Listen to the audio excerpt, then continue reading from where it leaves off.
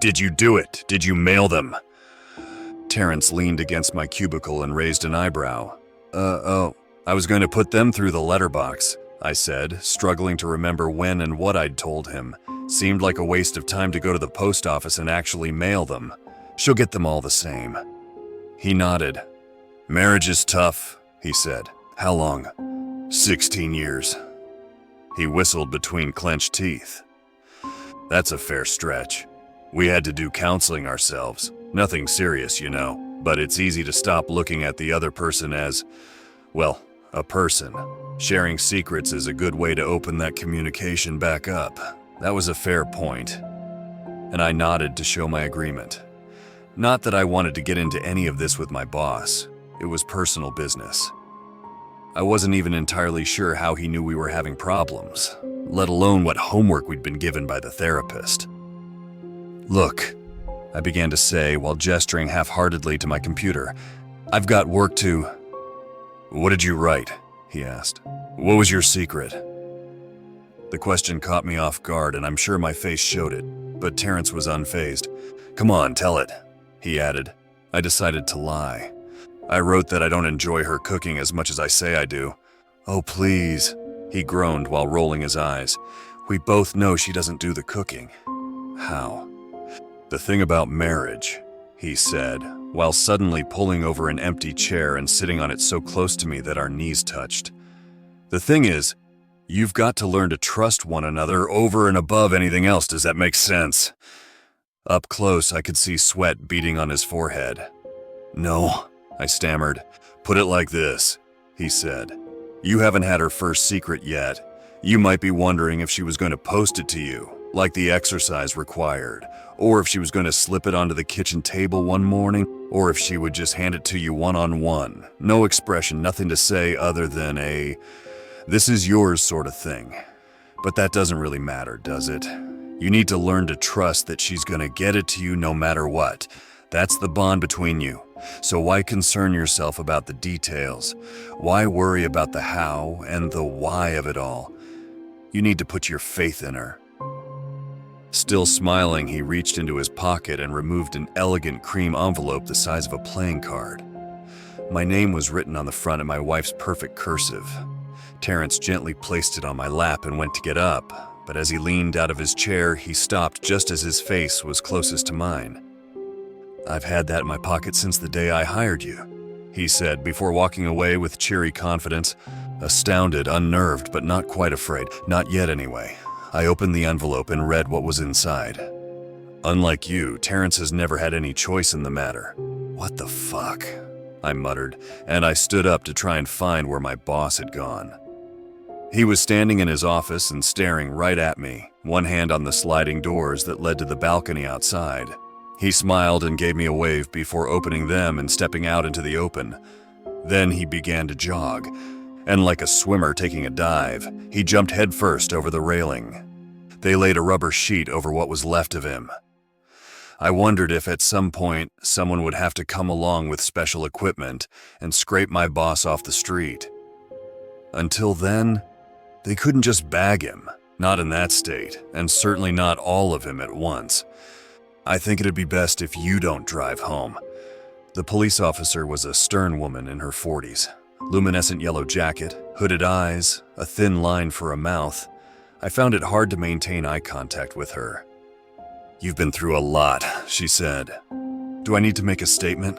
I asked, and the jittery, washed-out sound of my own voice surprised me, helpless and afraid, like a child after a big temper tantrum. The CCTV footage is fairly clear-cut, she replied.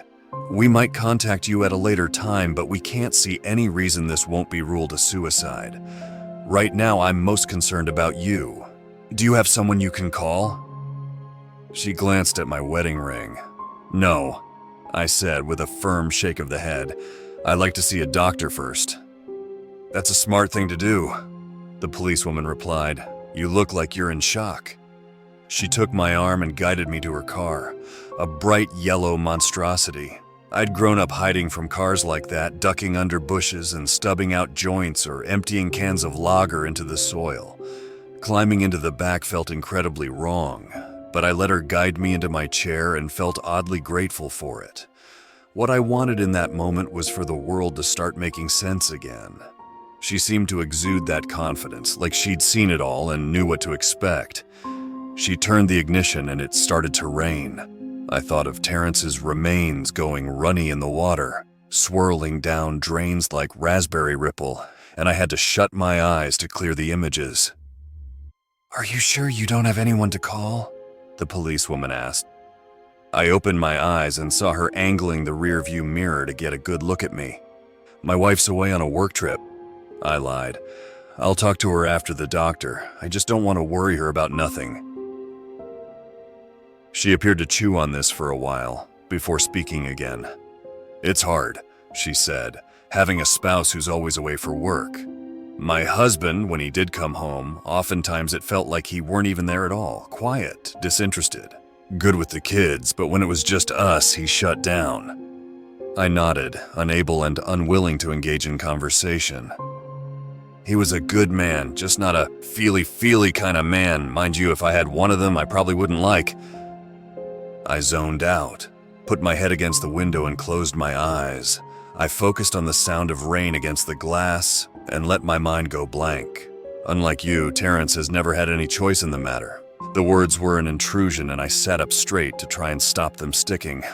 All it takes is a look now and again, or a gentle squeeze of the hand, or even just the fact he comes home at all. I guess what I'm trying to say is that love isn't always expressed the way we expect it to. Jesus Christ, I thought, she's still going. "I mean, look at a dog, right?" she continued. "They expect love to be expressed by sticking a nose up their arse. But over time they learn that being scratched behind the ear is just as good. The food, the water, the shelter. Our love may not be in the same language, but they understand it just as well. They know. And that's what I think you need to take forward with your wife. Same way a dog owner has to make lots of decisions on the dog's behalf. When to have a bath, when to go for walks, when to be disciplined, when to be castrated, when to be euthanized. Well, your wife has to make tough decisions all the time too, and you may not understand them. But you just need to remember that it's all done out of love." Thoughts were trickling into my mind a little too fast. What's happening? What did the letter mean? Why is this woman saying these things? Why does she look so afraid?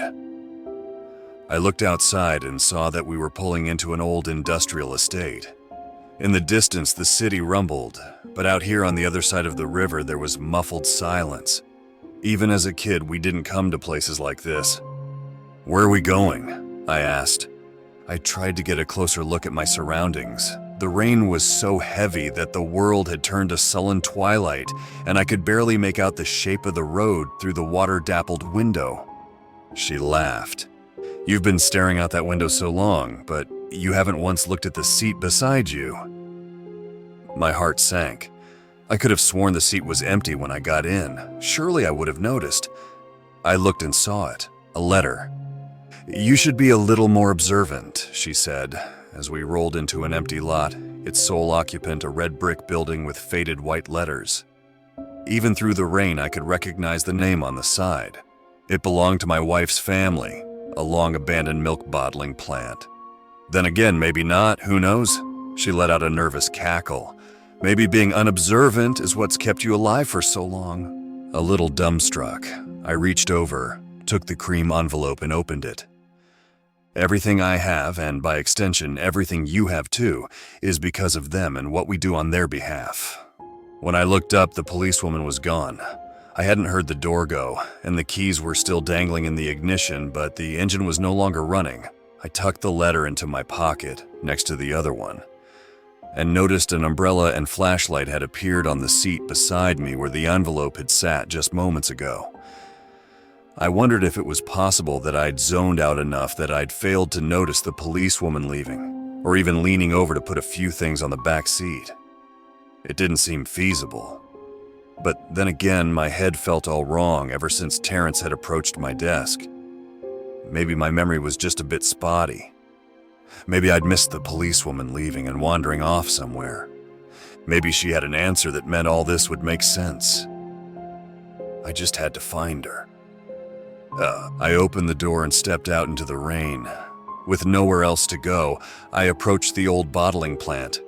It was a mishmash of jagged chimneys and broken windows, its walls covered with threadbare graffiti that screamed obscenities at the world. Once upon a time, they'd bottled half the milk for the city in those walls. Other properties with the family name still dotted the city, some still active, others abandoned like this one. All of that was my wife's domain. The sole daughter of wealthy parents who didn't even live to see her enter her teens. She'd been running the family's estate since before we met. She was an impressive woman, my wife. I'd seen old men with bulldog faces sent scuttling out of our kitchen with their tails between their legs. Rich and powerful men put in their place by the woman I shared a bed with. I'd be lying if I said I didn't find it thrilling. "Hello, officer." I shouted the words into the darkness with one hand on the doorframe. Thunder boomed behind me, and the rain fell even harder. I could hear it inside the building, where it must have found its way through cracked tiles and broken windows. For some reason, the sound made me think of camping. Inside, an old conveyor belt took up most of the floor. Trolleys full of old milk bottles. One had overturned and coated half the ground with smashed glass that crunched under my shoes. Up high, I saw an office that overlooked the work floor. A metal stairway that once led to it had since collapsed and lay in one corner, a heap of rusting iron. Unless someone climbed the wall or brought a ladder, that office was off limits and had been for decades, an isolated island that drew my curiosity. When I shone my torch at the window, I caught sight of something retreating from the light.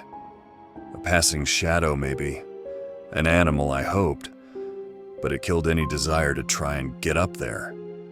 I cried out once more in the hope that I'd find the policewoman and I wouldn't have to stick around for much longer. "Hello?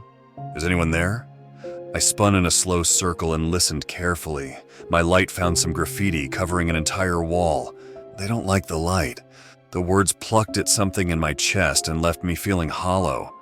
Was this the same they as in the letter? I wondered. A glance back at the office window revealed nothing. Although I wasn't even sure why I'd looked. What did I expect to see? Beneath the graffiti, I found a set of stairs that led to a lone door, a scrap of luminescent yellow fabric hanging off the door handle. "Is anyone down here?" My voice sounded increasingly desperate. I had to push hard against the door to create a gap big enough for me to squeeze through. With just my head around the jamb, I got a glimpse of the obstruction. Dozens of old boxes and filing cabinets had been dragged and dumped against the frame, a poorly constructed barricade. I climbed over it carefully, picking my footholds like I was descending a deadfall. On the other side was a derelict corridor with broken bulbs in the ceiling and peeling wallpaper. Several doors ran along both walls. I tried the closest room and found a 70s-style office with most of its fittings removed. Plaster had been smashed and wires were in the process of being stripped. A few plastic bags full of copper were piled up against the wall. In another corner lay some cardboard flattened like a bed. I wondered if whoever had slept there was the same person who'd gone looking for copper, and if so, why had they left it all behind? The only other thing of note was an old safe as tall and wide as a man, its vault door ajar. I pulled it open and found that the safe was hollow and without a back. Behind it, a hidden tunnel carved into soil, its walls buttressed with sagging wooden beams. "Fuck that," I muttered quietly before pushing the door shut and moving on. The next room was almost completely empty. No carpet or linoleum, not even plaster on the walls. Something rust-brown stained the floor in a meter-wide splash. It surrounded an old drain like a halo. Nearby was an old dentist's chair with frayed leather straps that had been turned over on its side. For a second, I thought I could taste the spray of aerosol blood, but I put it down to my imagination. I tried another door and found an empty space with 3 boxes covered in a white sheet stacked against the wall like a pyramid. It was a display. Hundreds of handprints had been pressed onto the plaster behind it, printed in either blood or shit, I couldn't tell. They radiated outwards like an explosion. Hundreds. maybe thousands of hands, and they varied in size from an adult man's to the chubby paws of a toddler. This was not just the work of a single crazy person. It felt religious, cult-like. The workers, perhaps? I approached the altar and saw that there were faint imprints in the dust where objects had once sat central to the entire scene. When I turned to leave, I caught sight of another message that had been scrawled on the wall behind me. "Those who dwell in the dark love you." Beneath the words was something that resembled a cave painting of a maggot crossed with an elephant.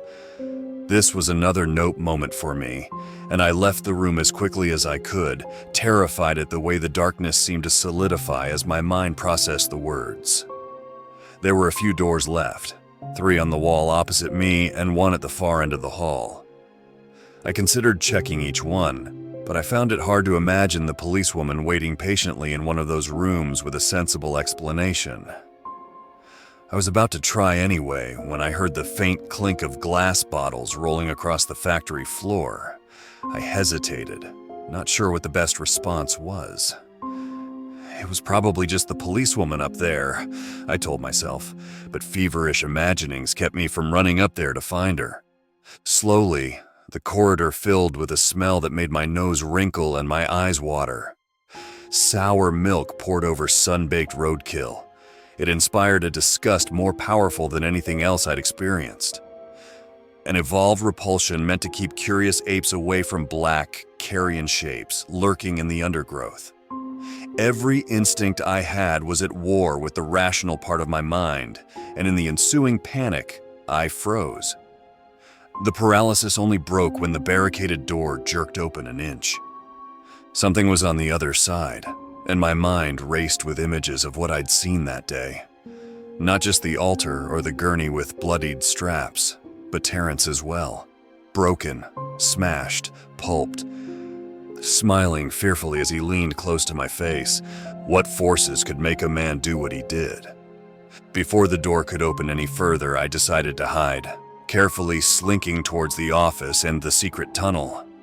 I opened the safe and tried not to panic at the sound of the barricade coming apart just a few meters away.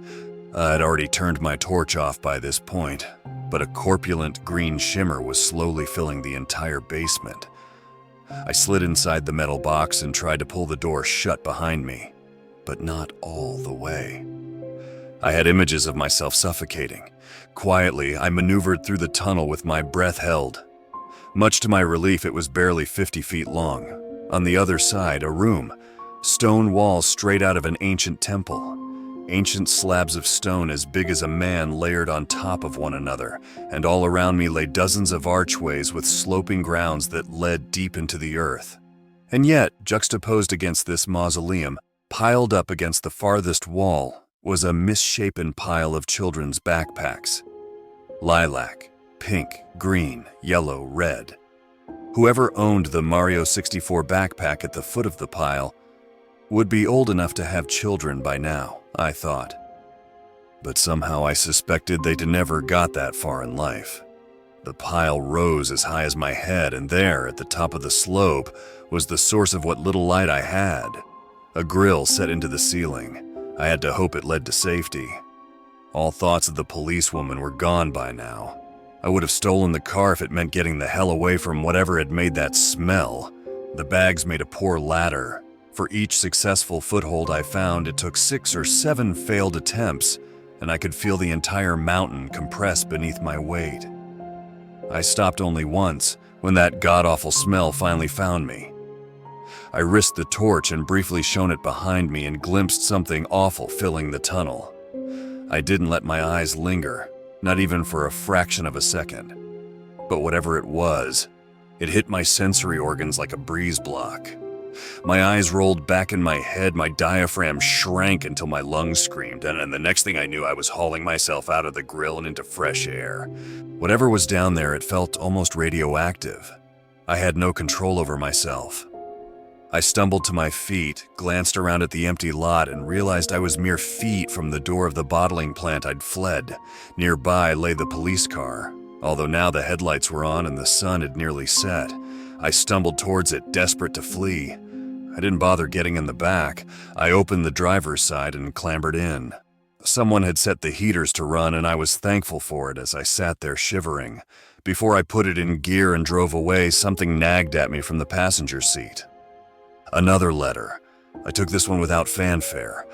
I know what they are capable of, and a few children is a small price to pay.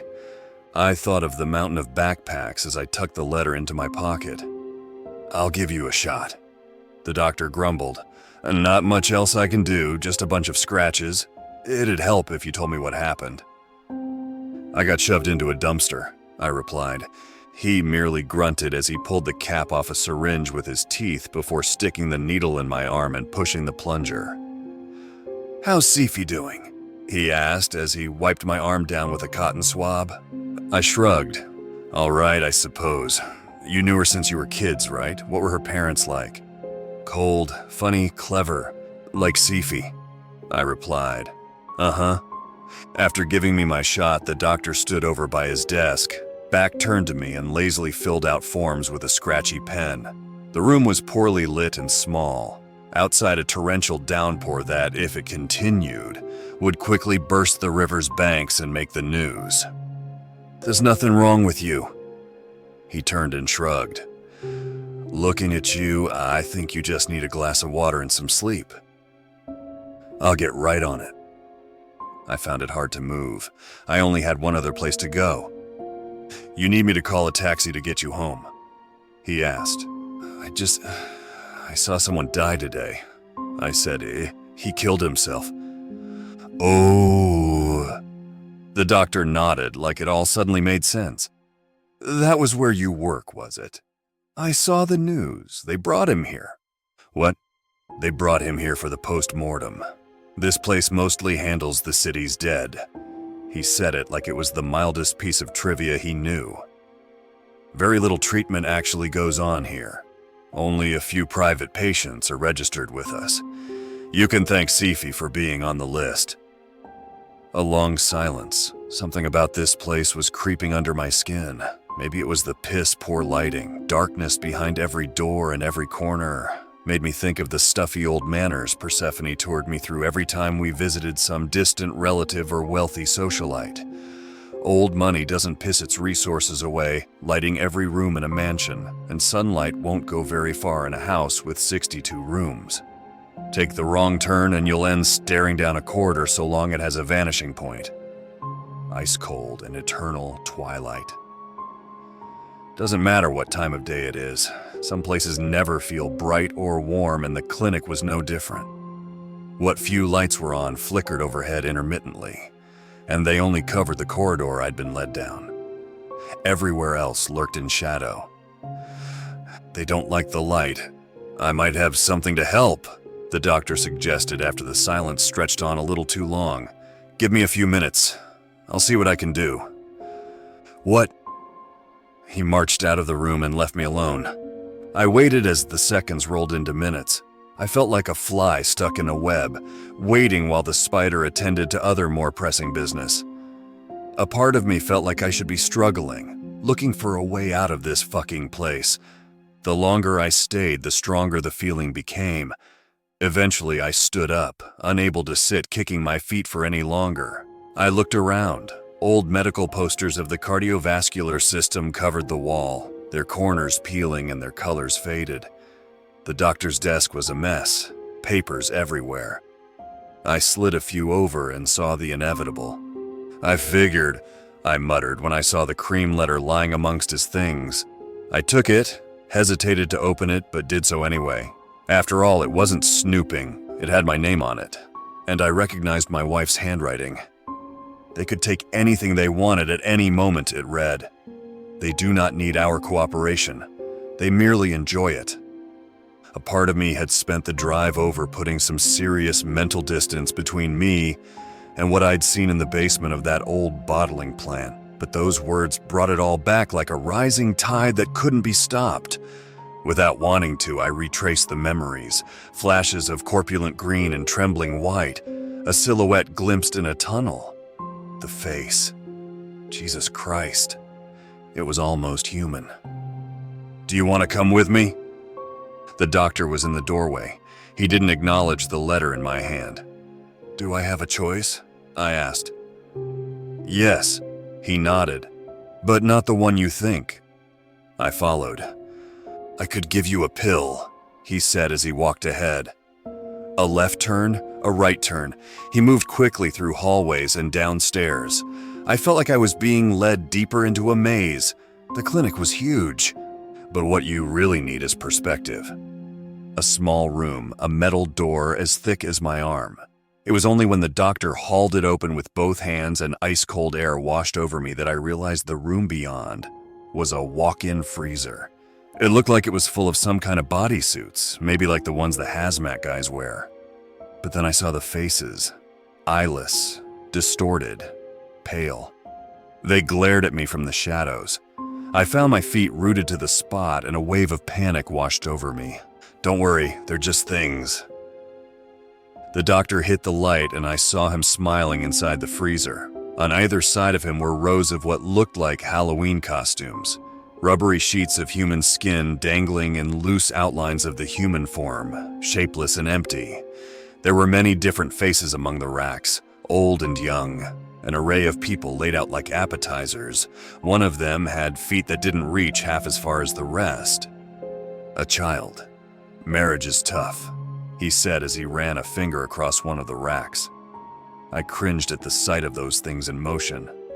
I'm surprised Persephone bothered with it given her station. Carefully, like a tailor, he took one of the suits off the rack and held it up for me.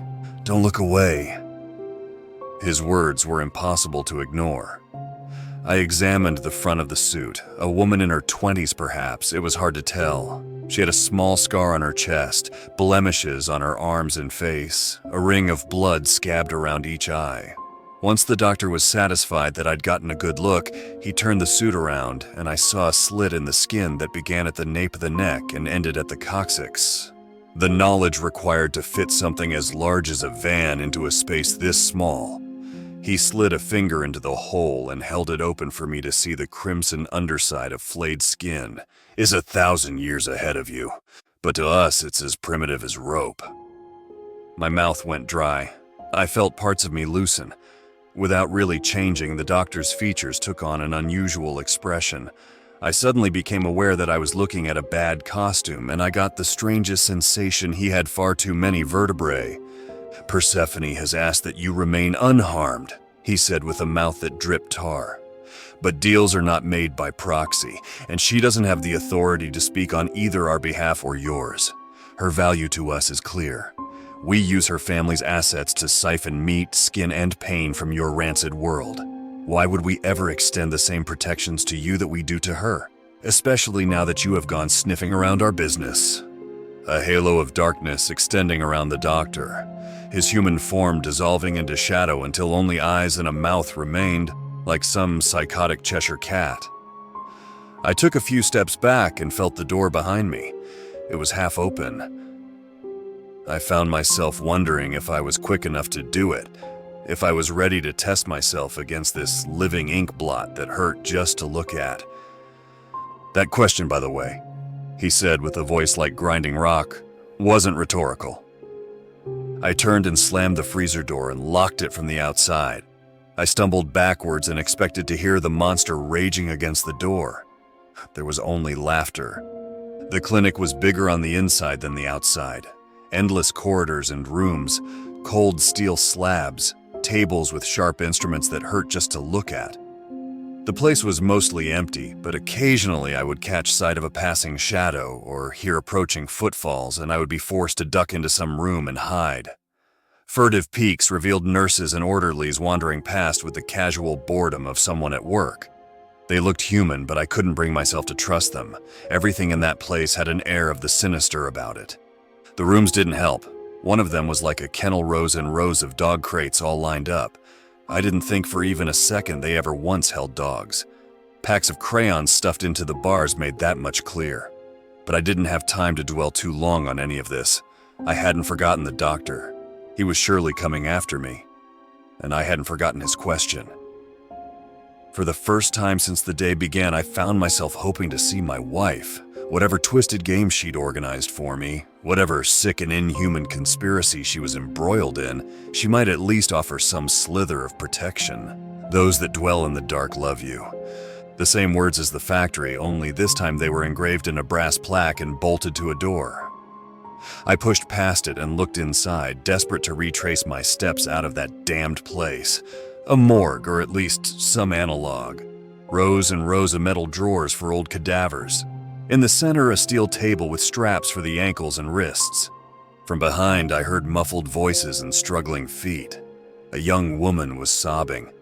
2 orderlies dragged her by the wrists, nowhere to run or hide. It was sheer luck that the men never looked up, too focused on keeping their quarry in tow. I had no choice but to enter the room and begin looking for a hiding place. Meanwhile, their footsteps and the woman's hysterical sobbing continued to get louder, and I realized with a dreadful lurch of the stomach that they were making for the room I was in. Desperation gave me an idea. I opened one of the metal drawers and saw a pair of skinless feet glaring back at me. Shit. I tried another, and another, until at last I found one empty. I pulled it open and climbed on top, suppressing a reflexive gag as my mind took notice of the foul-smelling fluid that had pooled along the bottom. This drawer was only recently vacated, I realized, but there was no time to look further. I climbed inside, slid into the coffin-like darkness, and then pulled the hatch as closed as I could without it actually clicking shut. Just in time, the door swung open and the men dragged the woman into the room and, with little effort, strapped her in. Her screaming only subsided when they left. In a way, I was lucky because when I finally opened the drawer and climbed out, her renewed shrieks didn't seem to bother anyone and drew no attention. I couldn't blame her for damn nearly losing her mind. She was living through a nightmare, and the sight of a morgue drawer slowly opening and a body climbing out must have come close to pushing her completely over the edge. I ran over and begged her to be quiet. I told her I was stuck inside, just like her. She didn't believe me at first, I think, or at least she didn't stop crying and shouting for help. Not even when I unstrapped her. I had to fight her to stop her making a run for the doors. "They'll catch you," I hissed in a whisper. "We have to be quiet, or else they'll come." She didn't manage a response. Both of us were shocked into silence by the sound of the footsteps approaching from the hallway. When I opened the drawer, she was lying there, eyes shut and finally quiet. For the first time since I'd seen her, she was no longer sobbing or screaming. The sound of her captors raising the alarm and running out of the room must have helped her realize this wasn't some strange ploy. I had genuinely helped avoid a grim fate. "Thank you," she stammered as I guided her off the metal slab. A quick glance at my ruined clothes, and she whispered as an afterthought, "Sorry." It had turned out there was only one empty drawer, and out of pity I'd let her take it. That had left me one of the occupied slabs where I'd been forced to crawl on top of its occupant and wait there, breath held as its rotten fluids soaked into my clothes.